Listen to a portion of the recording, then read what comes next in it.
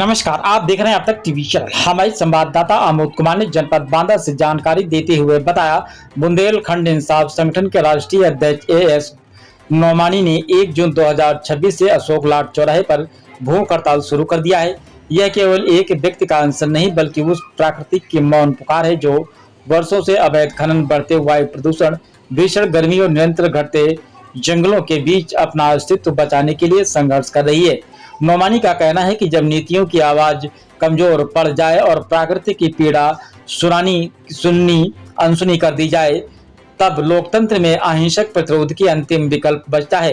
Can नदी का सिकुड़ता प्रवाह, पहाड़ों का कटान सीना और जंगलों का उजड़ता विस्तार केवल पर्यावरण का संकट नहीं बल्कि आने वाली पीढ़ियों के लिए भविष्य पर मंडराता हुआ एक खतरा है। किस तरह क्यों आपको भूख हड़ताल पर बैठना पड़ा, क्या कारण है? जी, आज हम लोग 2 दिनों से भूख हड़ताल पर लगातार बैठे हुए हैं। आपको बताना चाहता हूं कि जिस तरीके से आज जनपद बांदा पूरी एशिया में, पूरी दुनिया में सबसे ज़्यादा गर्म है। बांदा एक आग का शोला बन चुका है। आखिर ऐसा क्यों? और हमारा बांदा इतना गर्म होने के बावजूद भी यहाँ के राजनीतिक लोग, यहाँ के प्रशासन आखिर क्यों खामोश है? उनको जगाने के लिए आज हम लोग यहाँ पर बैठे हुए हैं। और हमारा सबसे बड़ा सवाल ये है कि जंगल विभाग के माध्यम से लगभग करोड़ों पेड़ लगाए जाते हैं एक साल में। अब करोड़ों पेड़ लगाने के बावजूद भी पता ही नहीं चलता है कि ये पौधे जाते हैं तो कहाँ जाते हैं। तो हम लोगों ने आज से 1 हफ्ता पहले डीएम बांदा से हम लोगों ने ज्ञापन सौंपा था और हम लोगों ने ये मांग की थी कि तत्काल इसकी सीबीआई जांच कराई जाए और जो भी अधिकारी दोषी है उसे तत्काल बर्खास्त कर दिया जाए। दूसरा सवाल हम लोग का ये भी था कि जिस तरीके से बांदा की केन नदी, जो एक बांदा की एक शान है, बांदा शहर की जितने भी सारे बाशिंदे हैं सभी लोग वहीं से पानी पीते हैं। जिस तरीके से आज जनपद बांदा के केन नदी पूरे तौर पर नाले का रूप ले चुकी है और जिस तरीके से अवैध खनन हो रहे हैं, जिस तरीके से एनजीटी के नियमों की धज्जियां उड़ाई जा रही है, जिस तरीके से केन नदी के सीने को छलनी किया जा रहा है, उनकी जलधारा को बंद किया जा रहा है, तो हम लोग को ये मांग है कि केन नदी को कम से कम 10 साल के लिए पूरे तौर पे वहाँ पे चाहे अवैध खनन हो चाहे खनन हो, पूरे तौर पे इसको बंद कर दिया जाए।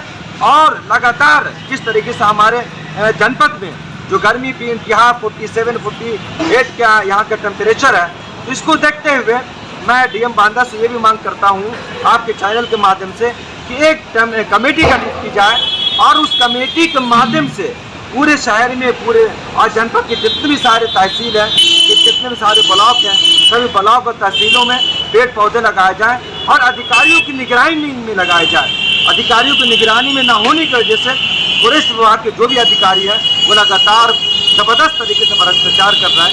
इन्हीं तमाम मुद्दों को लेकर आज हम लोग यहाँ पे भूख हड़ताल में कई दिनों से बैठे हुए। लेकिन सरकार तो दावा करती है कि हमें लाखों पेड़ लगाए।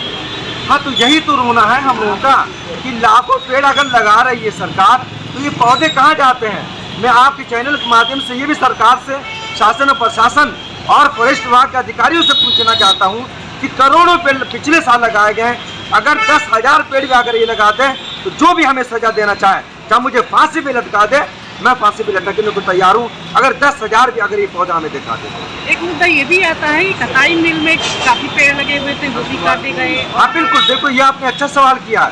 कटाई मिल, जबकि हम तो ये हमेशा हम लोग मांग करते आ रहे हैं कि कटाई मिल को अगर इनको बेचना ही था तो पूरे तौर पे ये उसको एक पार्क बना देते हैं ताकि यहाँ के जितने भी शहर के बाशिंदे हैं सबको घूमने की जगह हो जाती और ऑक्सीजन की किसी भी तरीके से कोई कमी नहीं होती।